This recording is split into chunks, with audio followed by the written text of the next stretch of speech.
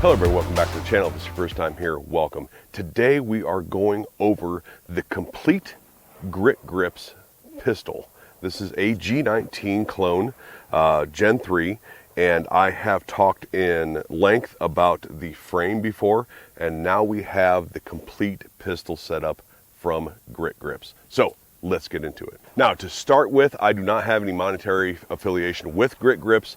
I have talked to them on Instagram maybe a half dozen times or so, and I've purchased everything with my own money. So, just to be fully transparent about all of that. Additionally, I said something about the frame.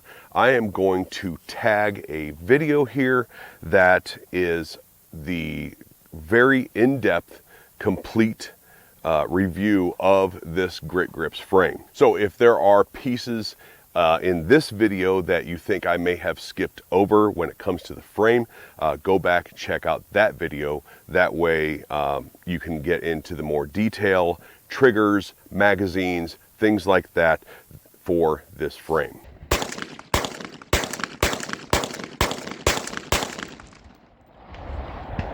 So with that said, let's get into the pistol. This is a Gen 3 Glock clone type pistol, and it does have some Gen 4 features in it, which I'll get into in a second.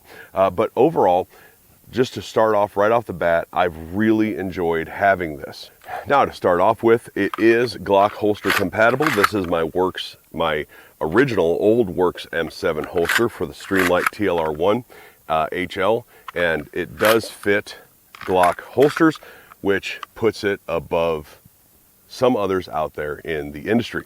The frame itself has excellent texturing. I said in the review of the frame itself, I said that companies need to use this frame as the blueprint of what to do right on their Glock clone frames. It is holster compatible. It has excellent grip texture in all the right places. There's not a spot missing where some people, many people even, complain about missing grip texture. It wraps all the way around the back strap here.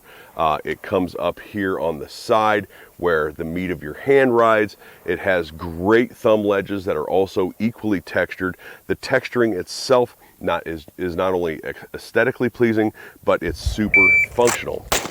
And it's a whole bunch of little Ys or arrows. I don't know if it's Ys or arrows, but it's basically engraved in there, which is the same symbol for their company, like for their logo. So that's pretty cool. The trigger guard has a very, very nice smooth double undercut and is radiused up where your middle knuckle goes to help even more with that Glock knuckle. But you are able to get a very good, very nice high purchase on it, and it has a great beaver tail in order to not get that slide bite. Now, it is 100% Glock mag compatible with Glock aftermarket mags, ETS, KCI, Glock, Magpul, anything that you have is going to fit in there. Amend 2, if you hate your life, you don't like Glock mags that function, those even fit as well. One of the things about the frame is that it does have a Gen 4 style mag release. And so it is swappable left to right. It is not full ambi in the sense that it's already ambi, but it is swappable left to right. And it is curved, and it's nice. So it's got a very nice curve to it with texturing with some lines on there. And it's a super comfortable mag release to use, and it feels like it's extended a little bit over that of a OE Glock mag release or most of the other Glock mag releases in aftermarket frames. Now, some of you may notice that this is not the Grit Grips trigger. This is an Apex trigger. You can learn more about the trigger that came with this, which is the Grit Grips clone trigger. So it is not the Glock OE trigger. It is the one that Grit Grips. So I bought this frame as a complete frame, and then later in life I bought this complete upper. But it had the Grit Grips trigger in it. I said on the frame review that I was probably going to change the trigger, but the short of it is that it feels much like a Glock trigger, just a little softer. A little bit lighter brake. Very much the same reset, a little bit lighter brake, same trigger shoe and things like that. So that's the short of the trigger that would normally be in here for a truly complete, right, Grit Grips pistol. So that brings us up into the upper portion of this, the slide. Starting with the end of the barrel, we do have a threaded barrel, half 28 stainless steel 416R 1 in 10 twist stainless steel barrel. Now it is just a smooth barrel. It's not, it doesn't have any fluting or anything like that, but it does come with the O-ring and the muzzle nut, and it is DLC coated. And now we get to this really sexy slide. This is a very nice looking, well-fitting, well-functioning slide. So again, we're talking about a stainless steel 416R stainless steel slide. It's nitrided, and just like the frame, just like the slide, it does come in various colors: gray, tan, green, and black. I do believe those are all the colors either one comes in. It comes optic cut with an RMR cut, and it comes with steel sights with very nice anti-glare cuts in each of the sights. You can get polymer sights if you like, but this did come with metal sights. Now the slide itself has some very, very cool cuts in it. So starting at the back, we have some usable but fairly standard slide cuts here for you to grab onto, into some cool paneling like cuts here, relief cuts. And the top of the slide also has those same arrows or Ys in it, just like Grit Grips logo.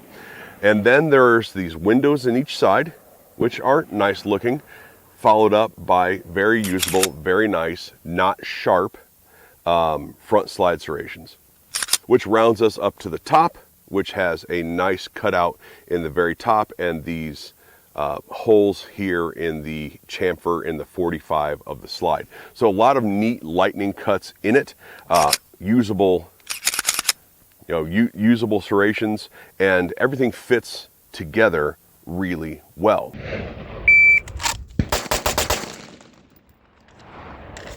This brings me to shootability.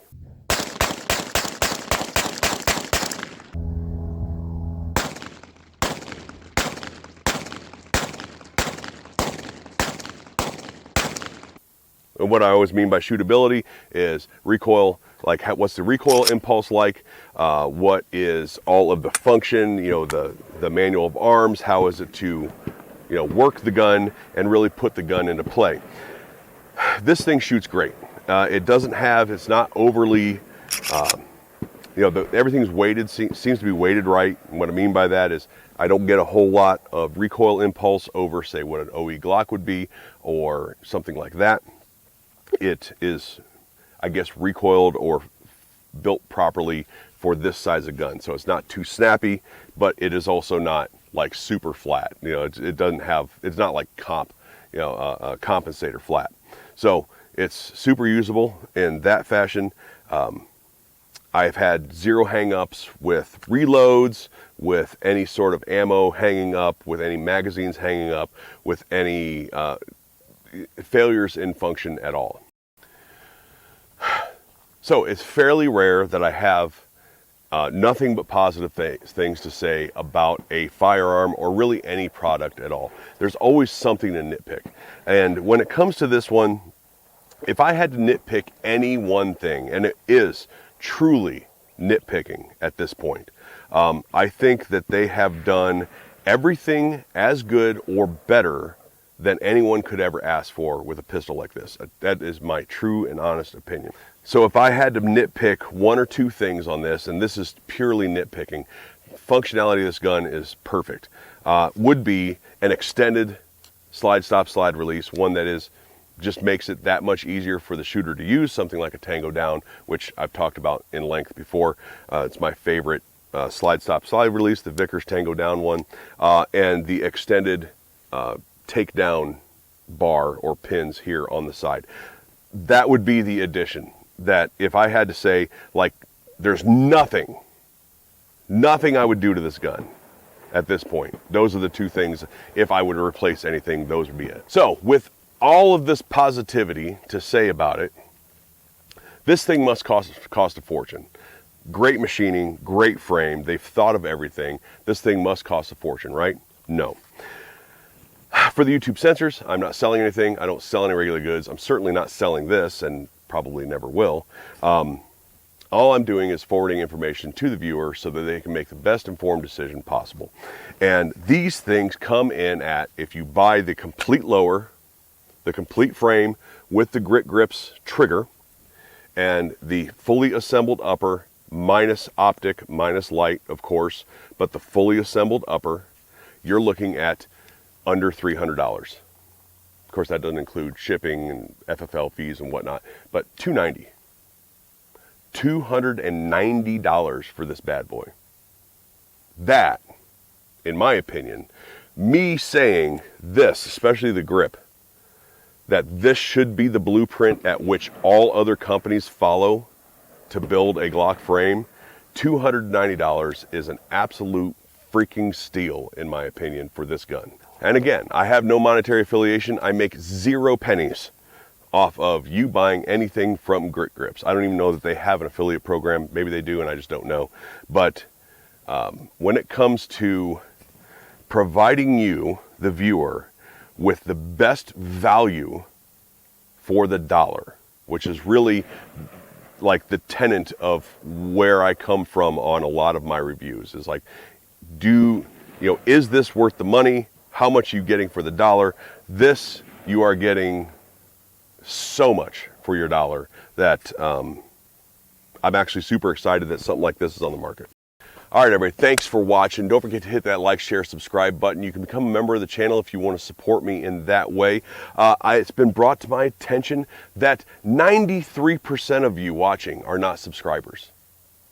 And well over half of that are not returning viewers. So hit that like, share, subscribe button. Hit the notification bell so you can get more from me.